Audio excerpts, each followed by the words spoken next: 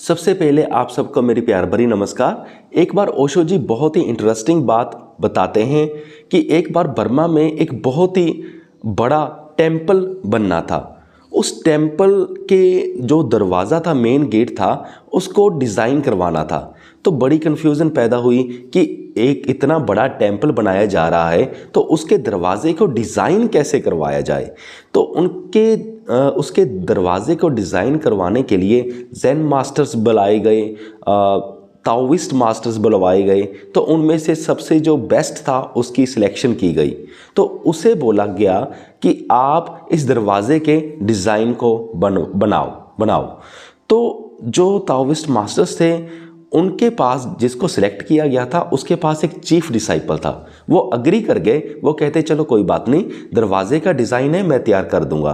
पर अब उनके दरवाजे का डिज़ाइन करने का तरीका ये था कि जब भी वो पेंटिंग करते थे वो अपने साथ अपने एक चीफ डिसाइपल को रखते थे और वो पेंटिंग बनाते थे। और अगर चीफ डिसाइपल कह दे कि हाँ ये पेंटिंग सही है तो ही वो उस पेंटिंग को सही मानते थे, अदरवाइज वो उस पेंटिंग को फाड़ के फेंक देते थे। फिर वो उसके बाद क्या हुआ कि दरवाजे बनाने की प्रक्रिया शुरू हो गई। उस ताओइस्ट मास्टर ने पेंटिंग बनाई, चीफ डिसाइपल को दिखाई। चीफ डिसाइपल ने कहा नहीं, इस पेंटिंग में दम नहीं है। तो उन्होंने वो सारी पेंटिंग फाड़ के फेंक दी। फिर उन्होंने दूसरी पेंटिंग बनाई, चीफ डिसाइपल को दिखाई। चीफ डिसाइपल ने कहा इसमें भी दम नहीं है। उन्होंने दूसरी पेंटिंग भी फाड़ कर फेंक दी।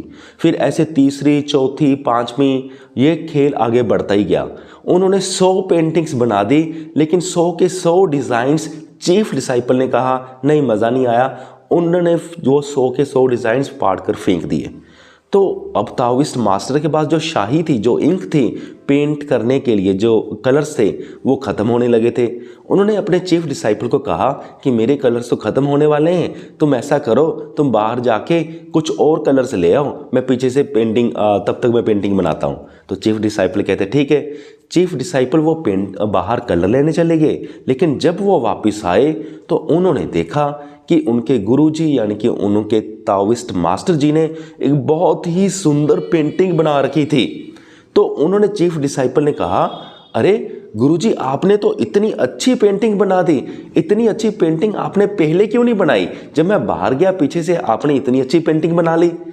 तब ताओइस्ट मास्टर गुरुजी ने कहा एक्चुअल में जब मैं पेंटिंग बना रहा था तो जो मुझे डिस्टर्बेंस हो रही थी वो तुम्हारी प्रेजेंस से ही हो रही थी। जब तक तुम थे मेरे माइंड में कहीं ना कहीं ऐसा था कि जो मैंने पेंटिंग बनानी है वो मैंने तुझको इम्प्रेस करने के लिए बनानी है। तो जब तक मेरे दिमाग में तुम्हारी एग्जिस्टेंस थी, तो वैसे जब कोई दूसरा एग्जिस्ट करता है हमारे लिए तो हम भी एग्जिस्ट करते हैं। यानी कि अगर कोई और हमें दिखाई देता है तब हमारी अंदर से ईगो जिंदा रहती है।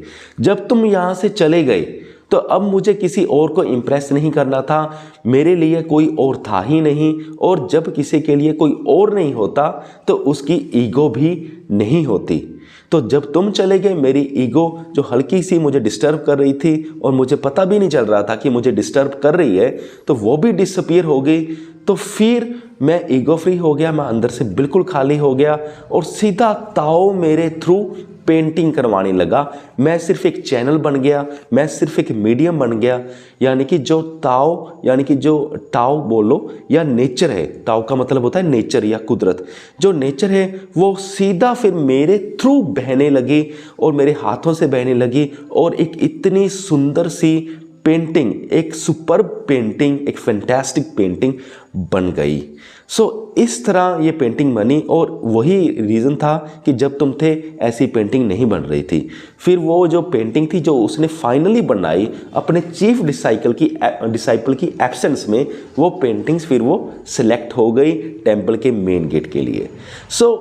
इस कहानी से भी हमें बहुत कुछ सीखने को मिलता है। इस कहानी से हम ये भी सीख सकते हैं कि जब हमारी ईगो नहीं होती तो तब ही हमारा सही मायने में कोई भी क्रिएटिव जब हम कोई काम कर रहे होते हैं वो सही मायने पूरी सुंदरता से तभी पॉसिबल होता है जब हमारी ईगो की डेथ हो जाती है, जब हमारी ईगो अंदर से बिल्कुल गायब हो जाती है, जब हम किसी को भी इम्प्रेस करने के लिए नहीं लिख रहे होते।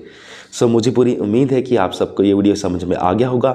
इस वीडियो के डिस्क्रिप्शन बॉक्स में मैं अच्छी स्पिरिचुअल बुक्स के लिंक्स डाल दूंगा, साथ में कुकू FM और उसका कूपन कोड भी डाल दूंगा, जिसकी मदद से आप 50% ऑफ में केवल 200 रुपये में आप कुकू FM पर सारी ऑडियो बुक्स को सुन पाओगे।